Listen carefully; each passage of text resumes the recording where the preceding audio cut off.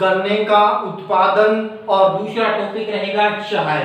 भारत की विश्व संदर्भ में और भारत में चाय और गन्ने की क्या पोजीशन है, भारत में गन्ने का वितरण का अध्ययन करेंगे।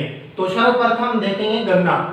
तो गन्ना एक उष्णकटिबंधीय फसल है और भारत की एक प्रमुख मुद्रादायनी फसल के रूप में मुख्य रूप से क्या है आती है। और भारत यदि हम देखते हैं तो गन्ने से चीनी, गुड़, खांड, शक्कर प्रमुखतः बनाई जाती है। और यदि हम गन्ना की बात करें तो भारत विश्व के अंदर ब्राजील के बाद दूसरा सबसे बड़ा चीनी गन्ना उत्पादक राष्ट्र है। और चीनी के उत्पादन में बात करें तो भारत का यानी द्वितीय स्थान आता है। यदि लेटेस्ट आंकड़ों का विश्लेषण करें तो वर्ष 2019-20 के आंकड़ों के अनुसार देखें तो भारत के अंदर गन्ने की पैदावार रिकॉर्ड बंपर उत्पादन हुई, यानी भारत के अंदर 349.78 मिलियन टन गन्ने का उत्पादन हुआ और यह आज तक का एक रिकॉर्ड है। और इसी गति से यदि गन्ने की यानी पैदावार बढ़ती रही तो भारत अगले कुछ ही वर्षों के अंदर गन्ने के उत्पादन में प्रथम स्थान पर आ जाएगा।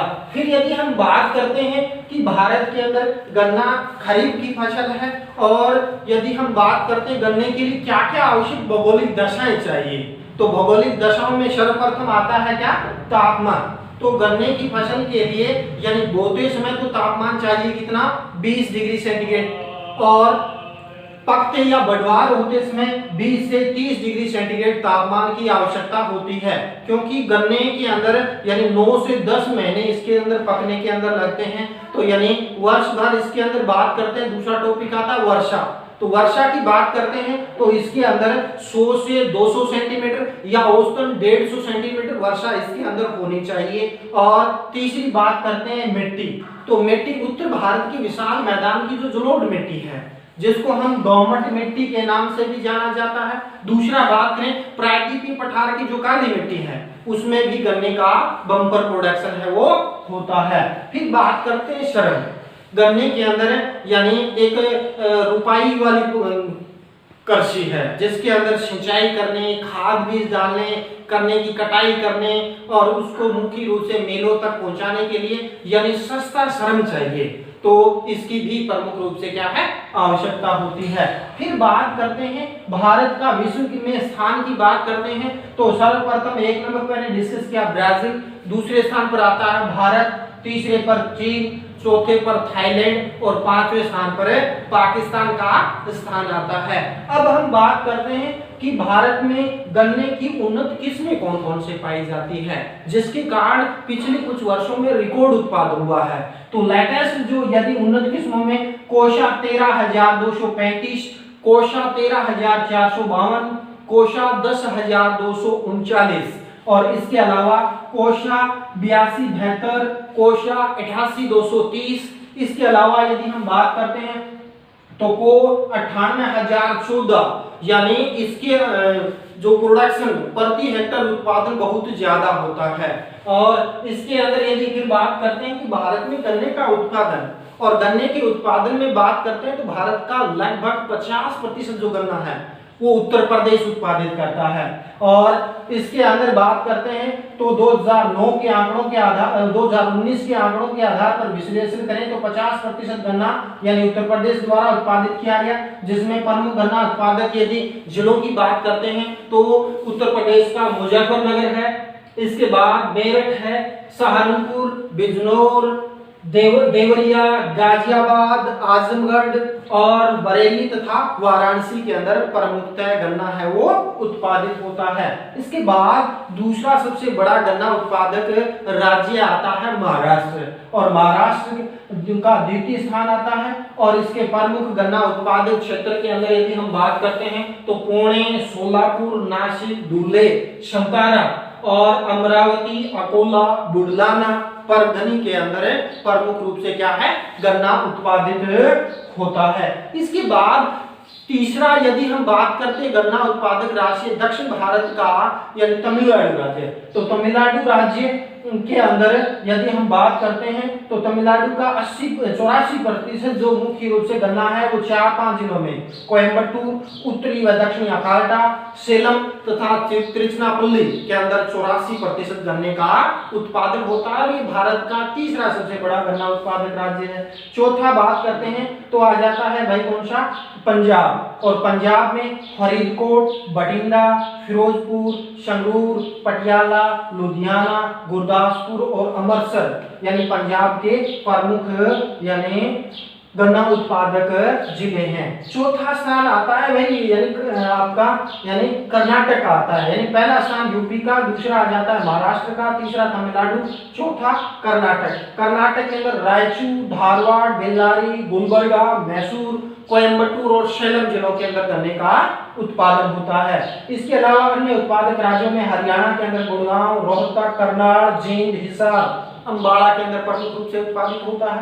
वहीं यदि हम बात करते हैं आंध्र प्रदेश में कृष्णा व गोदावरी के डेल्टा क्षेत्र में पूर्वी पश्चिमी गोदावरी, कृष्णा, विशाखापट्टनम यानी जिलों के अंदर होता है।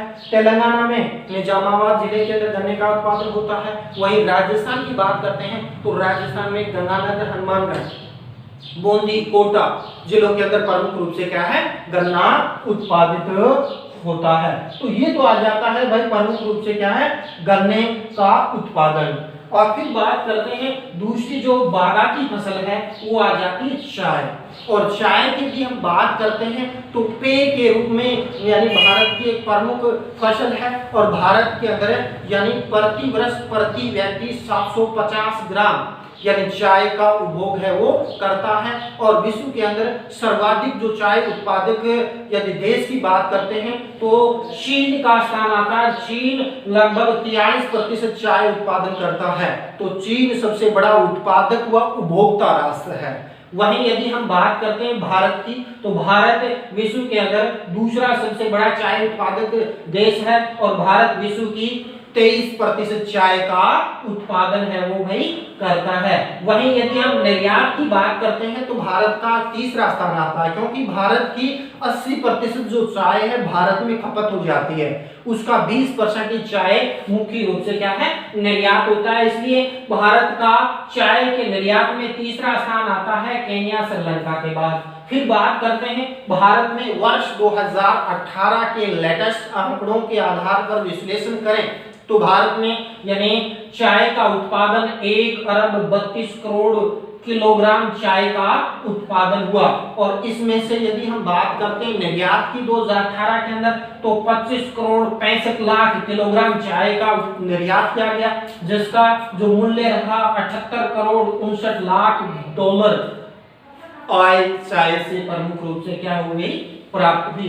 फिर बात करते हैं कि चाय भारत में कहां-कहां उत्पादन होती है तो भारत की 95% जो चाय है वो 4 ही राज्यों में उत्पादित होती है, जिसके अंदर एक तो सबसे ज्यादा जो चाय उत्पादन करता है कौन सा, असम राज्य उत्पादन करता है। भारत की 51% चाय अकेला असम उत्पादित करता है।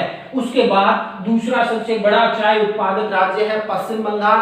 और पश्चिम बंगाल के अंदर बात करते हैं तो भारत की 29% चाय का उत्पादन करता है। इसके बाद तीसरा चाय उत्पादक राज्य की बात करते हैं तो तमिलनाडु आ जाता है, 12% चाय उत्पादन करता है। इसके अलावा चौथा स्थान आता है केरल का, जो लगभग यानी 5% चाय उत्पादन करता है। इन चारों को मिलाएं तो 95% से अधिक चाय उत्पादन करते हैं। वैसे भारत के 16 राज्यों में चाय के बागान है। और यदि हम बात करते हैं विश्व की सबसे महंगी और सबसे प्रसिद्ध चाय, सुगंधित चाय है, पश्चिम बंगाल के दार्जिलिंग की चाय है, जिसकी डिमांड विश्व के अंदर बहुत ज्यादा है।